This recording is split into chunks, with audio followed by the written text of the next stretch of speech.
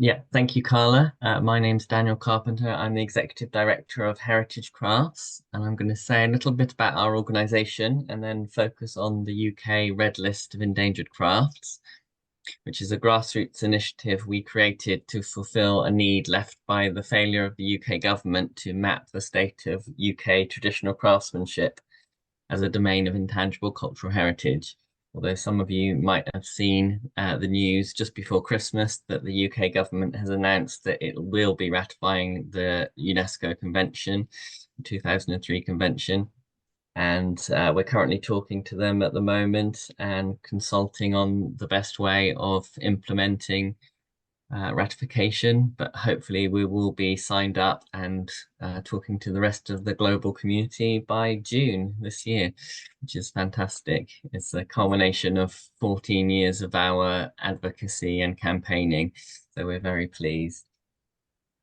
Fantastic. So, founded in 2009, Heritage Crafts is the advocacy body for traditional heritage crafts in the UK. Working in partnership with the government and key agencies, we provide a focus for craftspeople, groups, societies, and guilds, as well as individuals who care about the loss of traditional craft skills, and we work towards a healthy and sustainable framework for the future. We now have a membership of around 1,600, and about three-quarters of whom are makers, and the rest are people who support the work that we're doing. And our vision is for a society in which heritage craft skills are acknowledged as being of not being of vital cultural importance and are nurtured and celebrated for their own intrinsic value, not just for the objects or environments they produce, conserve, or restore. We're a grassroots organisation formed by craftspeople in response to a lack of support for our sector. We do face some issues in that we fall between the heritage and the contemporary arts sectors in the UK, each of whom have a very well delineated policy remit, and we cover both of those areas, but neither of them wants to take responsibility for us as an area to be supported. Another issue is that the majority of practicing craftspeople are operating with very little support, many of whom are approaching or beyond retirement age, having made no provision to pass their skills on to the next generation. It's still the case that most support is directed at tangible heritage, so the natural and built environment, museum artifacts, and so on, and contemporary arts. However, we are seeing a move towards supporting more living heritage and acknowledgement of the role of craft and craftspeople in our cultural heritage, as evidenced by the recent news about ratification, and also a change of emphasis for some of our major heritage funders. We've just received a sizable donation from the National Lottery Heritage Fund here in the UK, and that's the first time we've had funding from them, and I think it does show that their priorities are broadening into intangible as well as tangible heritage. So what are heritage crafts? This is the technical description that we use when doing our research for the Red List. We define it as a practice which employs manual dexterity and skill and an understanding of traditional materials, design, and techniques, and which has been practiced for two or more successive generations. This includes craft practices which are taking place in the UK at the present time and crafts that have originated outside of the UK. Typically, it's people who are working within a lineage of skills and knowledge, and they can be working in a heritage or a contemporary context. It doesn't matter as long as they're using skills from within those lineages. We like to think of it as a seed bank of knowledge that underpins all crafts, both contemporary and traditional. So in 2012, we lobbied for and were part of a consortium of organisations who worked on a research project called Mapping Heritage Craft, which showed that the economic importance of heritage crafts in England was substantial. It was £4.4 billion gross value added, employing over 210,000 workers. But despite the size, it showed serious vulnerabilities in that, as I mentioned, it's an aging sector, with 80% of practitioners stating that they had made no plans to pass on their skills to the next generation. Entry routes into the sector for young people had been eroded over generations, and generally speaking, a craft career was rarely considered an option for school leavers. Our continuing research backs this up, and this is the gloomy part. Lack of support for heritage crafts at national and local government level. None of the UK government departments or agencies for the arts, heritage, or business have taken full responsibility for us as a sector. A lack of training routes for people wishing to become heritage craftspeople. The relatively few government-supported apprenticeships available are often poorly suited to the requirements of sole traders and micro businesses that make up the vast majority of the heritage craft sector. The aging workforce, so the lack of support for training is one of the main factors that has led to an aging sector, with many craftspeople approaching or beyond retirement age with reduced opportunities for passing on their skills. Loss of craft skills, the lack of creative subjects and haptic skills taught in schools. And many employers are finding that young people are leaving the education system with few practical skills, poor dexterity, and poor hand-eye coordination. There are the challenges around running a small business. This includes the bureaucratic burden for small businesses, business rates and taxes, and the cost of workshop space, and competition with mass production and low-wage economies in other parts of the world. There are market challenges that stem from a lack of appreciation for heritage craft skill amongst the general public. Whatever you might think of them, popular craft television programs have gone some way to increase the appreciation of craft, and this is a major positive. There are supply chain issues, particularly with sourcing raw materials, and a number of external challenges, including Brexit, the British exit from the European Union, COVID, and the cost of living crisis currently underway in the UK. So why safeguard heritage crafts? So that was all the doom and gloom. But on a positive note, crafts have survived huge pressures before. Craftspeople do tend to be resourceful, inventive, and passionate about what they do, which is why many of these skills have survived at all. Our charitable remit is to safeguard heritage craft skills for the benefit of the whole UK population, not just craftspeople themselves. The cultural benefits are they are much a part of our culture as our monuments and museum artifacts. There are economic benefits, productivity, placemaking, tourism, local circular economies, and there are also social benefits to well-being, local pride, and social cohesion. There is a widely reported mental health crisis in the UK, particularly among young people. We believe that this is partly as a result of factors discouraging people from engaging in making activities, which are a key component in living a well-rounded life, as has always been the case.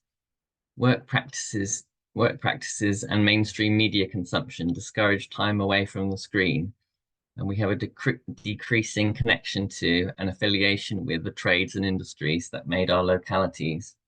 We have less information about the products we consume, where they are made, and by whom and how. However, we must also be careful not to be drawn into a romanticized, nostalgic vision of crafts. I hope by the end of this presentation, you'll get a sense that our approach to both heritage and craft is one that is dynamic and that gives agency to makers and consumers of craft.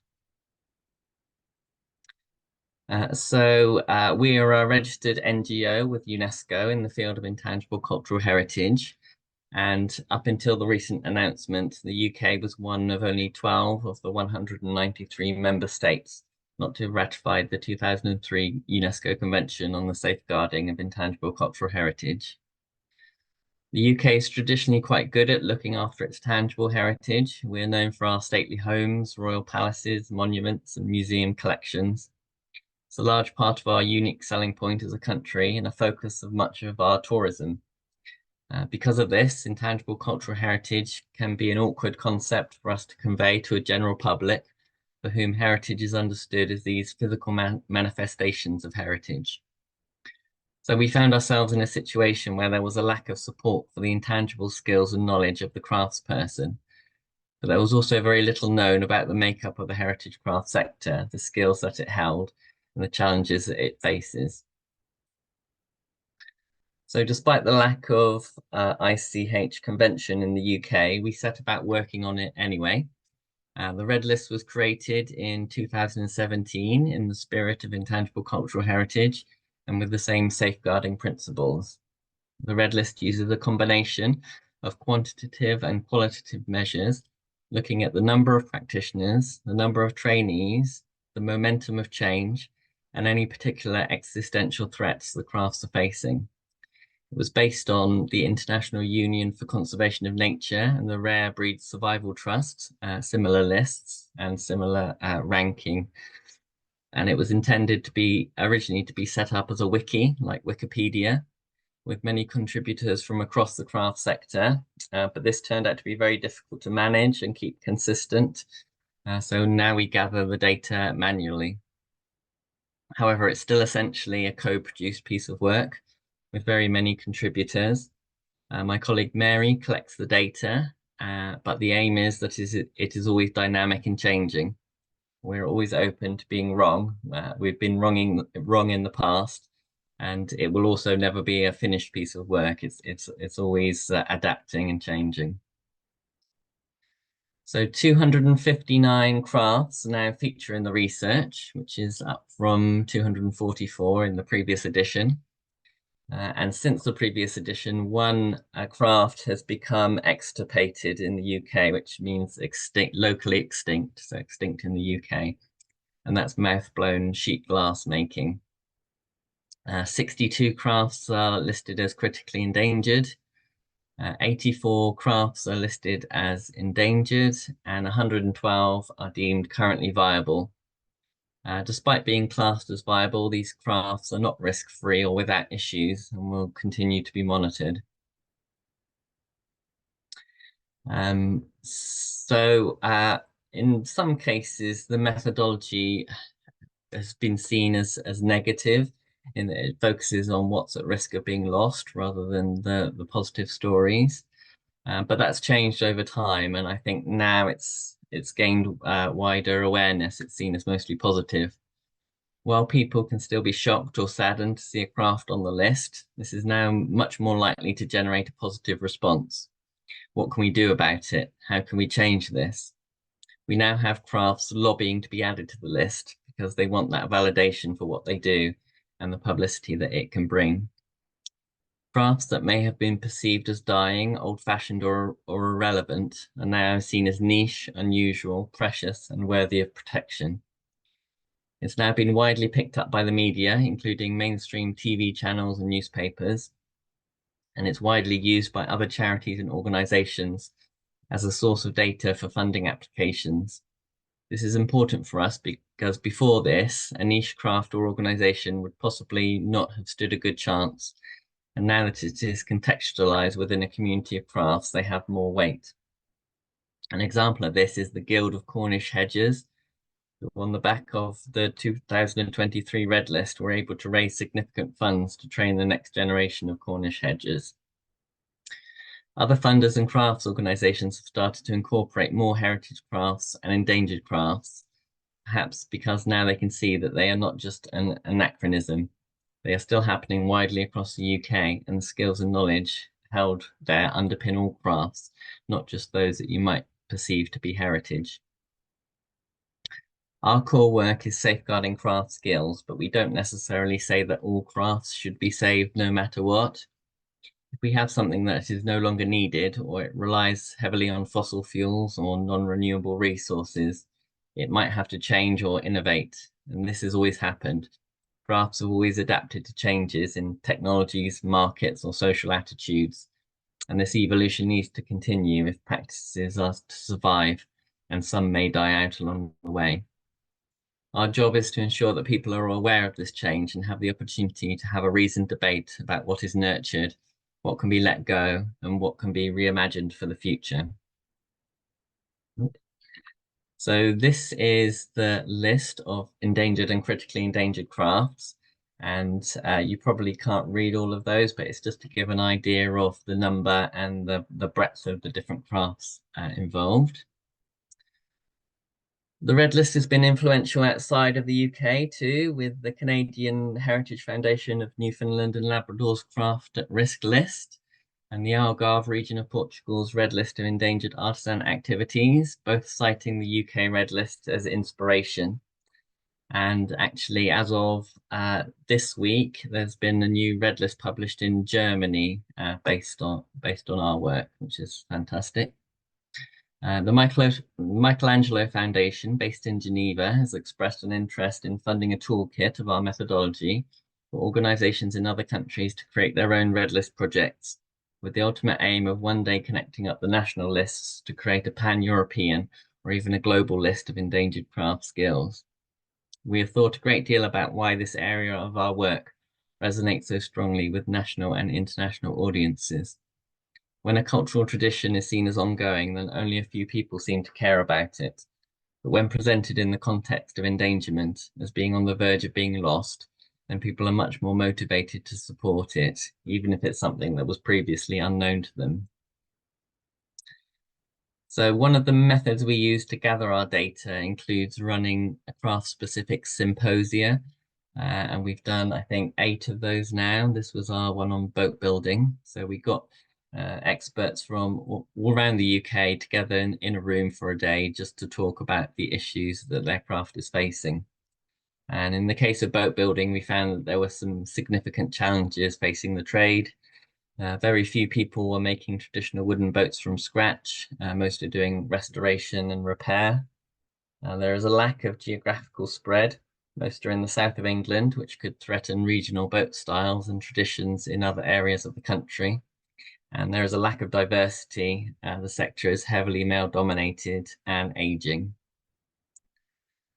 Pigment making. This has been an interesting new craft added to the list. Pigment making is often seen as part of fine art, and lots of artists will make pigment for their own use. However, the craft element of pigment making is at risk.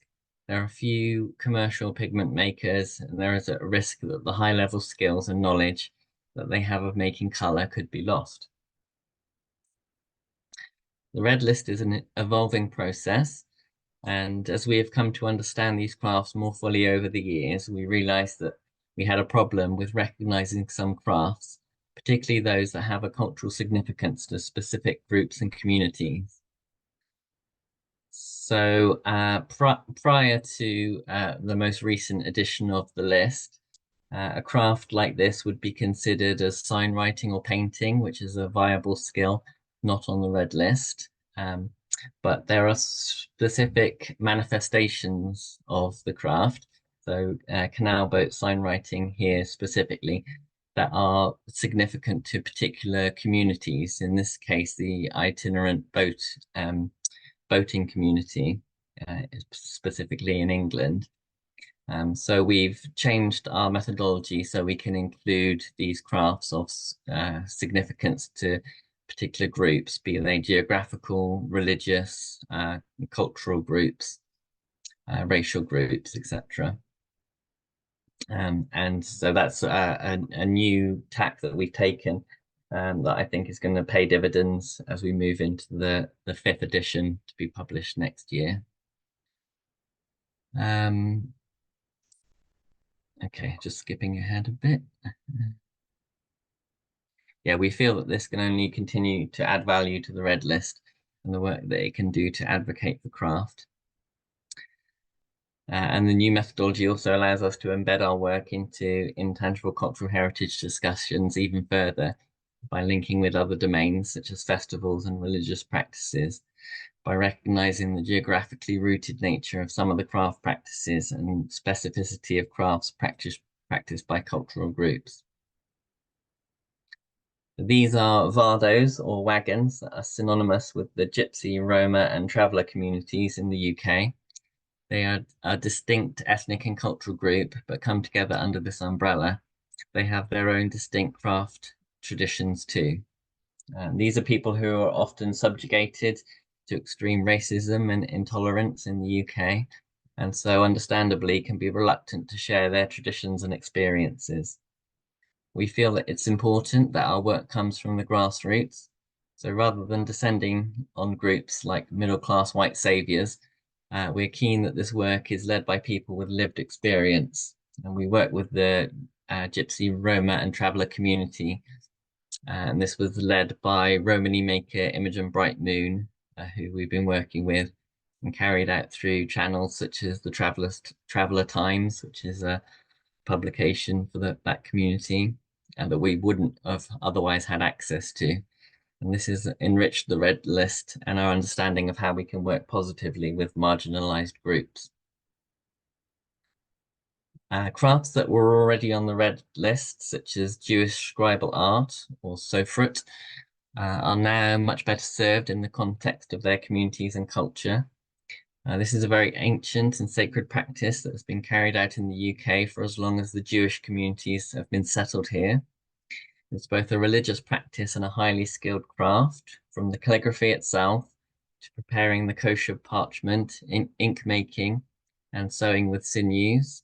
It was considered endangered in 2021, but has been relisted as viable in 2023.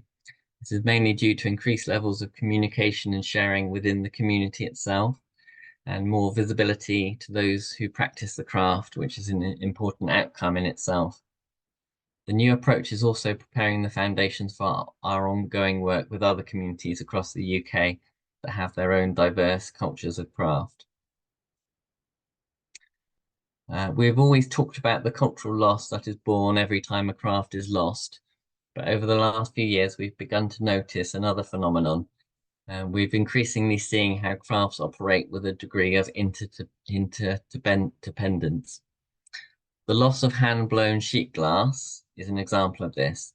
The last manufacturer in the UK, English Antique Glass, stopped production of sheet glass in early 2023, meaning that anyone doing stained glass restoration or who uses flashed glass in their artwork will have to source it from one of only 2 other companies in the world.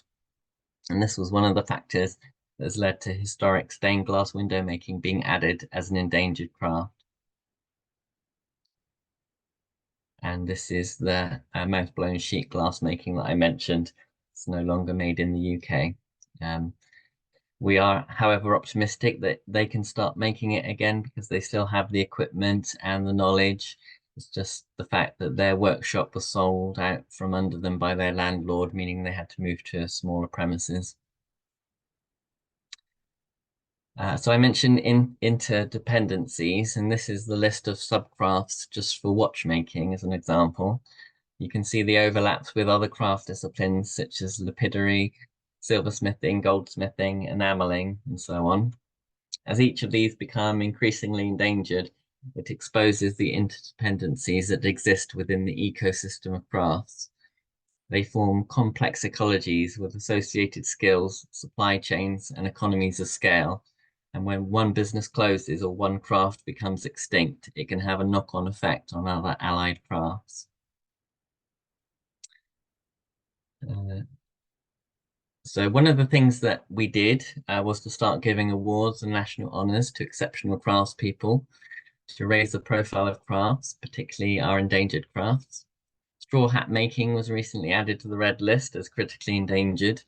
And there are only about 5 to 10 people left in the UK with the skills to stitch a straw hat. Lucy Barlow was recently awarded our President's Award for Endangered Crafts for her straw hat making. This award was initiated by our president, the former Prince of Wales, now King Charles. And as you can see, she's not making the traditional English straw boater hat. She's taking this very traditional skill and making something very new and interesting. We also know that crafts can recover. Whole lathe bowl turning was an extinct craft from the 1950s to the 1990s when it was revived by our founding chair, Robin Wood. It's now thriving with many professional and amateur makers and many learners.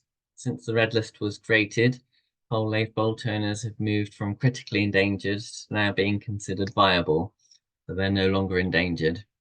And pole bowl turning is thriving due to a movement that comes from sustainable woodland management, environmental awareness, and increasing awareness in low and zero carbon products.